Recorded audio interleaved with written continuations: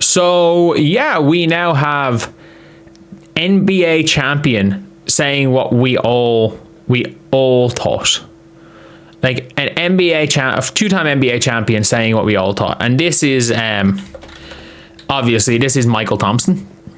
This is a player who, a big thing is, like, played with Magic Johnson.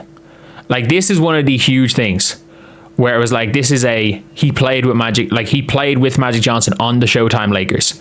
So this is something where it's like, his opinion does hold weight. This is not just a random person. This is the person who was on the Showtime Lakers.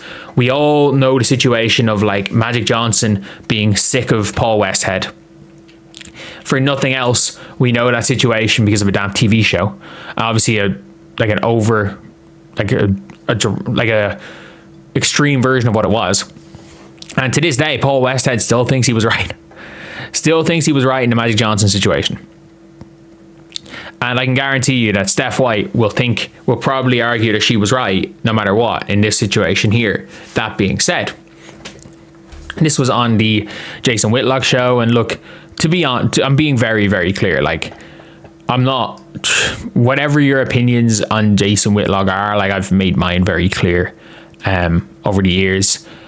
Like, it doesn't really matter because this is Mychel Thompson. This is a different person who, let's be very real, works for the Lakers, is a two-time NBA champion, played with Magic, was in the league, didn't play with the Lakers, but was in the league during the Westside situation. Any sport, it'd be like taking the serve away from Serena Williams. The coach telling her, no, I don't like that big serve you have, so let's have a more traditional serve, one that's not as hard and can't. It's like taking the bat out of Ohtani's hands and turning him into a single sitter. It's like taking the second best lineman in the history of football next to Ball State's Jason Whitlock's the late great Larry Allen from the Cowboys and turning him into a long snapper.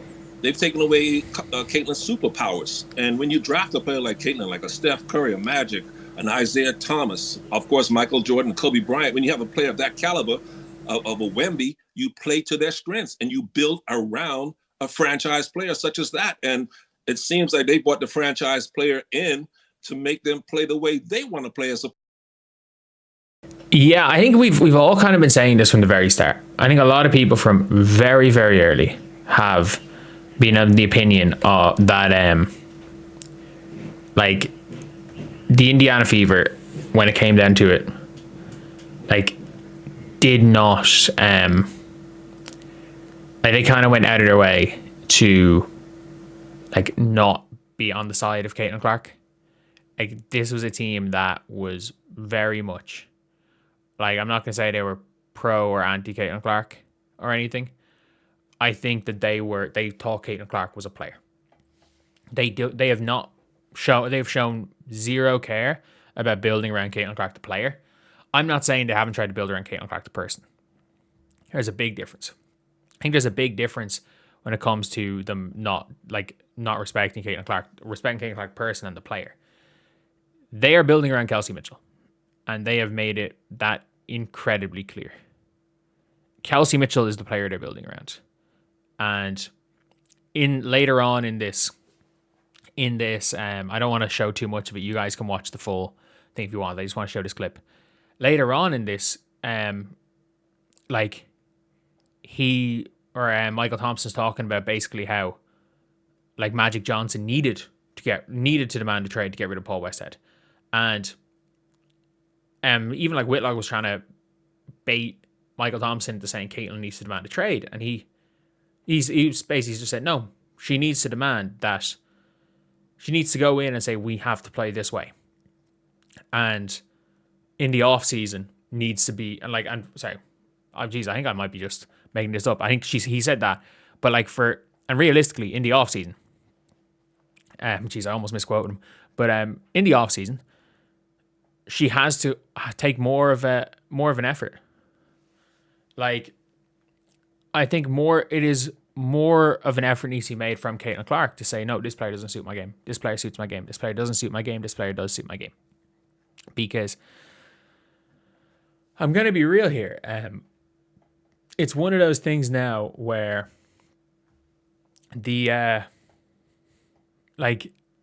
with the whole Caitlin Clark situation. We've never seen this before.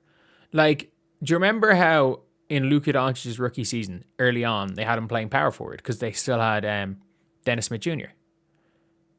They had Dennis Smith Jr., who they drafted in the lottery the year before, who looked pretty damn good as a rookie. And they were like, look, we're going to see if we can build around both these. And they played Luka power forward through maybe 10 games. And it was very obvious that Luka was by far the best player, one of the best players in the league as a rookie. So in the end, they freaking, like, they were like basically rendered DSJ unplayable. And it now seems like Caitlin's job is to not get in the way of Kelsey Mitchell. That Kelsey Mitchell was there before Caitlin. We owe it to Kelsey Mitchell to build a team around her. And that's not how it works. And that's not how it works at all.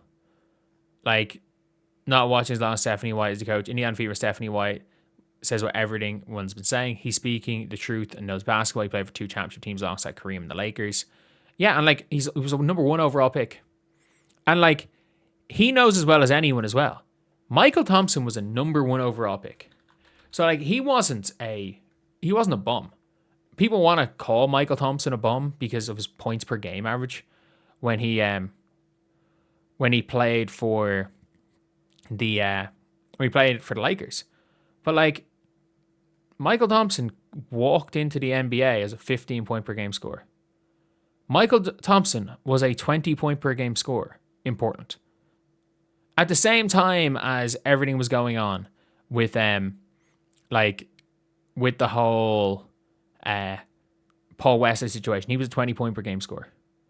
And yeah, he moves to LA and becomes like a 10 point per game scorer. Backup big, one of the best backup bigs in the league.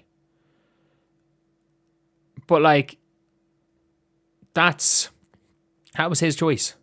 And he knows as well as anyone, you know what, like I want to play around Magic, I want to play this style, I'm going to sacrifice my individual stats. Whereas it's like, we saw DeWanna Bonner coming in, and DeWanna Bonner wanting to be the star. We saw Natasha Howard coming in talking about winning MVP. Players didn't join Magic Johnson thinking their responsibility is to, like, the responsibility on the team is to outshine Magic. You don't do that. People came into Indiana thinking their role was going to be to outshine Caitlin. People are in Indiana thinking it's their team. And we know that. And he's not wrong. He is absolutely not wrong with everything he said. Calling out Stephanie White, calling out the Fever. But in general, it's one of those things where the Indiana Fever are so worried about like stepping on Kelsey Mitchell's toes that they've essentially turned. Like, I'm trying to think of a comparable player to Caitlin Clark, because she's leading the WNBA in assists, and there's still these spells. Like, let's be real, if you watch Caitlin Clark, she doesn't get 8 assists as in, oh, I'm going to get 1 and 3 minutes later I'm going to get another. She gets her 8 assists in like, I'm going to get an assist now. I'm going to get another assist in, I'm going to get another assist in next possession, another assist in next possession, and I'm not going to get an assist for a quarter. And I'm going to get 3 assists in 3 possessions at different times in the game. So it's hard, like, other than flashes, I don't think that she's been the best. I don't think she's been a consistent playmaker, because she's just had flashes. But yeah, I think overall, it's probably one of, like, what player can we even compare what Caitlin Clark has turned into?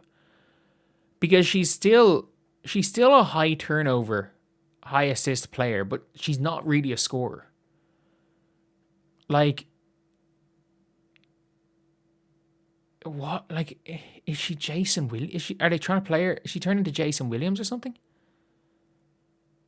Because if you look at how she was getting shots in her rookie year versus how she's getting shots now, the Indiana Fever aren't doing, she's not even getting the same shots.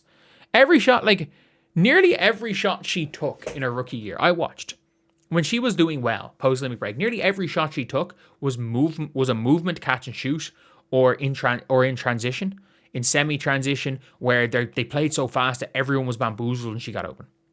And that's when she was doing well. The problem is that they don't move fast anymore. The ball doesn't move fast. The players don't move fast. They don't run in transition. They don't create advantages. But yeah, it like it is what it is. It is what it is. Like, I think Mychel Thompson's on the money. But anyway, I'll see you guys.